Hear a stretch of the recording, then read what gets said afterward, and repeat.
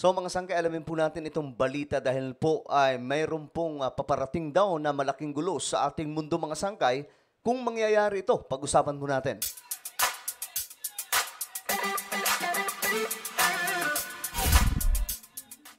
Hello, what's up mga sangkay? Magandang oras po sa inyong lahat, sa lahat ng mga solid sangkay na nanonood ngayon. Mag-comment po kayo sa ibaba ng hashtag solid sangkay kasama po ang inyong mga lugar para makilala din po kayo ng ibang mga solid sangkay. Sa mga nanonood ngayon, sa mga hindi pa po nakakapag-subscribe, tayo po ay 1.38 million subscribers na. Pambihira kahapon. 1.37 million subscribers lamang po tayo. Pero ngayon, nakarating na po tayo sa 1.38 million subscribers. So, sa mga hindi pa po dyan nakakapag-subscribe, ano pang hinihintay nyo? Makikita nyo po yung subscribe button sa ibaba. Pindutin nyo lamang po yan, tapos i-click nyo yung bell at i-click nyo po yung all. Sa mga nanonood naman po sa Facebook, i-follow nyo po yung ating Facebook page. So, eto mga sangkay, pandaigdigang balita po tayo ngayon. Ayon po kasi sa report, ang Israel daw po ay naghahanda na sa isang malaking pag-atake sa nuclear facilities ng Iran. Alam nyo mga sangkay, malaking gulo ito na mangyayari. Kaya nga po nasabi natin na ito ay paparating na malaking kaguluhan kung mangyayari po talaga ito. Dahil itong Israel, nakaraan mga sangkay, nagsagawa po ng isang matinding pag-atake laban po sa Iran na napasok po mismo ang kanilang teritoryo sa pamamagitan po ng kanilang Air Force. No, ganun kadali lamang po nila napasok at talagang napuruhan po doon ang Iran. Pero mga sangkay, pagdating po sa lakas, ang Iran kasi, isa po ito sa may malakas na puwersa dyan sa Middle East. So, medyo delikado din po ngayon ang mangyayari kung magkakaroon na po ng gantihan, no? Pero, mangyayari lamang po ito mga sangkay kung gagawin po ito ng Israel. Ang bali-balita, ang nagtutulungan na daw po ngayon, itong si Prime Minister Netanyahu ng Israel at itong sila President-elect Donald Trump. Ngayon, alamin po natin ang balitang ito mga sangkay. Trouble continues to escalate for Iran after losing its key ally, Bashar al-Assad. Israel is flexing its military power, supported by its ally, the United States of America. Amid growing concerns that Iran might pursue nuclear weapons as a desperate measure, there are reports that Israel may be planning to strike Iran's nuclear site. Ayan na, nagpaplano daw po ang Israel na umatake sa mga nuclear sites ng Iran. Alam nyo mga sangkay, kapag nangyari ito, kung tutuhanin po talaga itong mga sangkay, kung talagang totoo itong plano, maganda na po tayo sa isang malaking problema. Dahil posibleng magkaroon po ng ikatlong pandaigdigang digmaan. Okay? Posibleng magkaroon po niyan, World War III.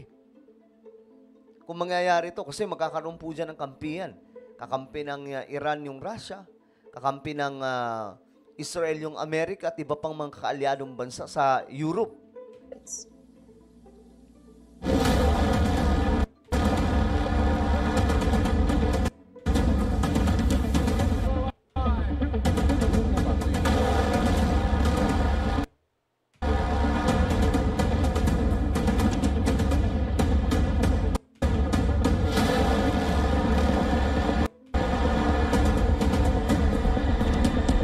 Pinapakita ngayon mga sangkay, ito po yung mga kagamitang pandigma.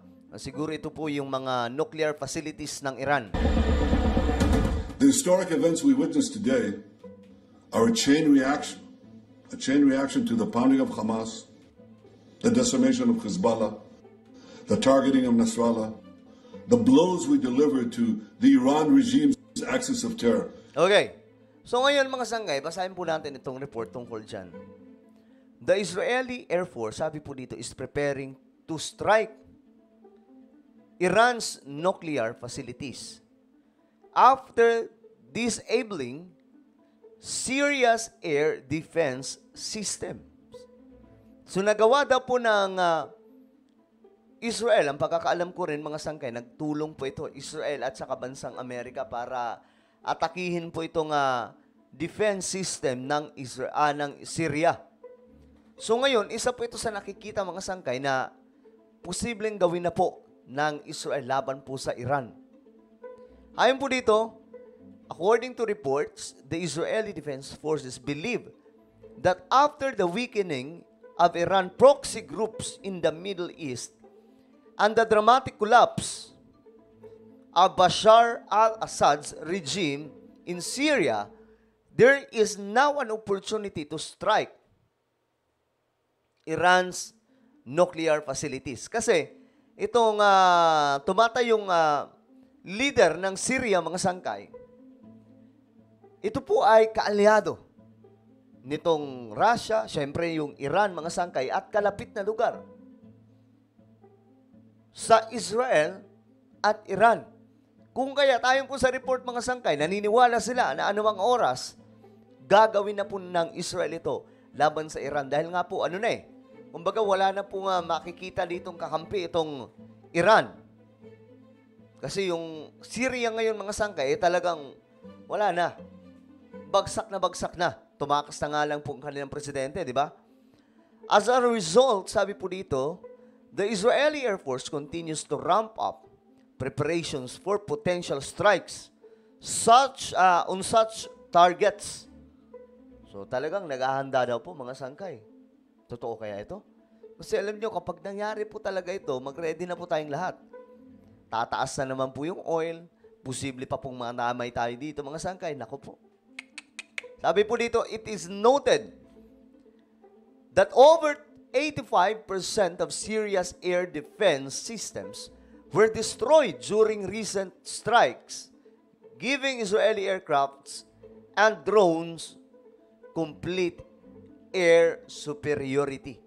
So nawasak nga po ng Israel, mga sangkay, ang 85%. Sobrang lawak nun, mga sangkay, 85% na defense system ng Syria. The Israeli military also believes that with Iran isolated following Assad's regime's collapse and the weakening of its main proxy group, kagaya po nitong mga grupo dyan sa Israel, mga sangkay, nakapaligid kasi ang Israel po ngayon, hindi lang isa ang kalaban, marami pong grupo dyan na back up by Iran. So naniniwala sila na dahil natalo na ng Israel ang buong nasa paligid nila, pwede na nilang simulan ang pag-atake laban po sa Iran. Kung kaya't napag-uusapan po ito ngayon, mga sangkay. So, ang tanong dito, gagawin kaya ng Israel? Kung titingnan po natin ang ginawa ng Iran, pwede po talagang gawin ng Israel ito. Kasi, di ba nga po, ito, noong October 1, kung maaalala nyo, mga sangkay, nagpalipad po itong Iran ng mahigit 200 ballistic missiles po yan. Mga malalakas pong missiles yan, mga sangkay. At bago po itong October 1, mayroon pa pong mas nauna. So ngayon, ito yung problema, mga sangkay, ng Iran. Kung magkakaroon ng pag-atake itong Israel. Pero alam nyo, sana mapigilan po ito. Kasi kapag hindi po ito napigilan, pwede pong humantong tayo sa ikatlong digmaang pandaigdigan. Which is ayaw naman po talaga natin mangyari. Alright? So, well, tingnan po natin ang magiging ganap. Ano sa tingin nyo? Tutuluyan ba ng Israel ang Iran? I-comment nyo lamang po sa ibabang inyong mga opinion. Meron po tayong isang YouTube channel. Ito po ay Sangkay Revelation. Dito, mga sangkay, nag-upload po tayo ng mga video na kapupulutan po ng kaalaman at aral. Hanapin nyo lamang po ito sa YouTube. Then click the subscribe, click the bell, and click all. Ako na po ay magpapaalam. Mag-iingat po lahat. God bless everyone.